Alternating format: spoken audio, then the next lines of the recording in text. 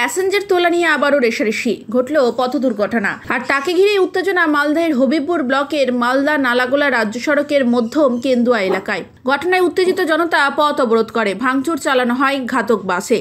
জানা যায়, আজ সকালে মালদাগামী একটি বেসরকারি বাস নিয়ন্ত্রণ হারিয়ে রাস্তার ধারে দাঁড়িয়ে থাকা পথচারীকে ধাক্কা মেরে একটি দোকানে ধাক্কা মারে।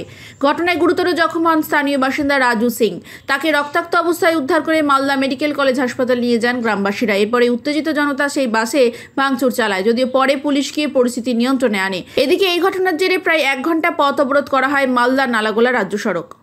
আজকে নিমবাড়ি থেকে ম্যাক্সিটা পুরো স্পিডে আসছে, এত স্পিডে আছে। আমার ভাতিজা ওখানে দাঁড়িয়েছিল আর আমার এক নাতি, দুজনাকে এমন স্পিডে মেরেছে দোকানের পাঁচে ভেঙে নিয়ে চলে গেছে।